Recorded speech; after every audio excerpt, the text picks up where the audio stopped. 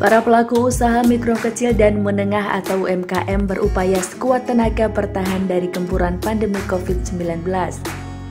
Salah satu pengusaha yang terus bertahan ialah Maisir, 42 tahun, pengrajin pelepah pisang atau gedepok asal Desa Balenrejo, Kecamatan Balen, Kabupaten Bojonegoro.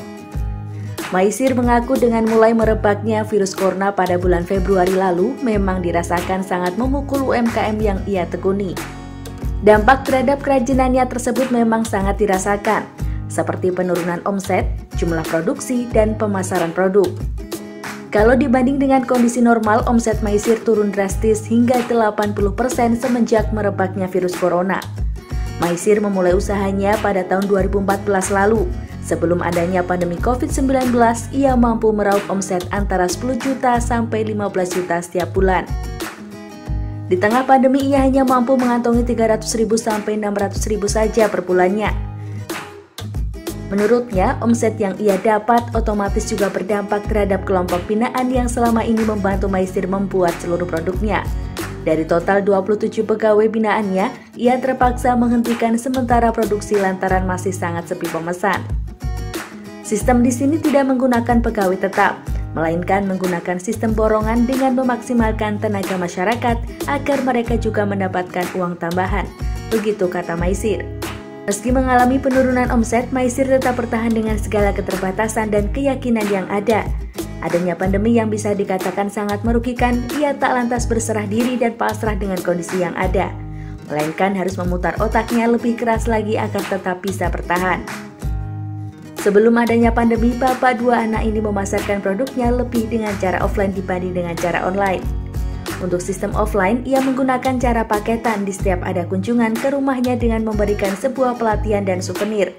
Selain itu, dirinya juga memaksimalkan ketika ada sebuah event dengan membuka stand, baik di Bojonegoro maupun luar daerah dan luar provinsi. Saat pandemi, masyarakat memang disuruh untuk tetap di rumah saja dan mengurangi aktivitas di luar rumah. Di sisi lain juga dilarang mengadakan sebuah event yang mengundang kerumunan, sehingga sangat berdampak terhadap pemasukan usaha yang digeluti Maisir. Oleh karena itu, pada saat pandemi ini, ia lebih memaksimalkan pemasarannya melalui online dengan memanfaatkan media sosial, seperti halnya Facebook dan Instagram.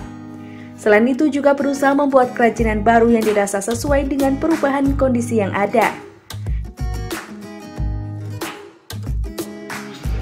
Pak, selama pandemi ini apakah ada dampak Pak terhadap usaha dari sampean ini Pak?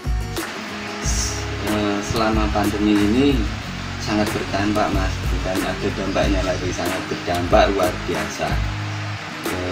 Yang dulu kita sebulan itu bisa ada pendapatan atau masukan penjualan itu sampai 15 juta per bulan. Setelah ada pandemi, dari mulai bulan Februari itu langsung turun drastis, bisa dibilang 80-90%. Karena dari 15 juta itu saat bulan pertama itu di bulan Februari itu saya cuma ada penjualan 600.000. Ini sangat berdampak. Terus selama pandemi ini apakah ada cara khusus Pak agar dari usaha sampean ini tetap bisa bertahan? Jadi selama pandemi karena penjualan ini menurun, strategi saya untuk tetap bertahan. Jadi saya tetap inovasi produk Mas, inovasi produk agar pelanggan atau customer saya itu tertarik lagi untuk membeli ini, dan lebih banyak untuk strategi pemasarannya itu lewat online dan promosi lewat online juga. Nah, memang tidak ada kegiatan yang offline, itu strateginya. Jadi alhamdulillah memang dari inovasi produk ini kita bisa menghasilkan produk-produk yang baru selama pandemi. Kalau untuk penjualan Pak, melalui apa Pak? Penjualan kita melalui online dan offline. Kalau online-nya memang saya cuma lewat Instagram sama Facebook. Dan kalau offline-nya memang kita ada galeri rekanan, masuk galeri utama ya di sini ini tempat produksi ini di Balen ini. Terus ada galeri rekanan seperti di tempat-tempat wisata dan di mall-mall gitu. Di Malang ada 4 itu offline, terus di Royal ABK, terus di Tuban juga, di Sendang Asmoro, di Bojonegoro ini juga banyak, termasuk di Dinas Koperasi itu ada gedung pamer Dinas Koperasi untuk pemasaran. Dengan mulai diterapkannya adaptasi kebiasaan baru, Maisir menyambutnya dengan sangat antusias. Bahkan semenjak bulan Oktober lalu hingga awal Desember ini sudah mulai banyak pesanan yang ia dapat, sehingga menjadikan omsetnya mulai merangkak naik sekitar 30%. Dari bahan pelepah pisang ini, ia mampu menyulapnya menjadi 75 item kerajinan tangan.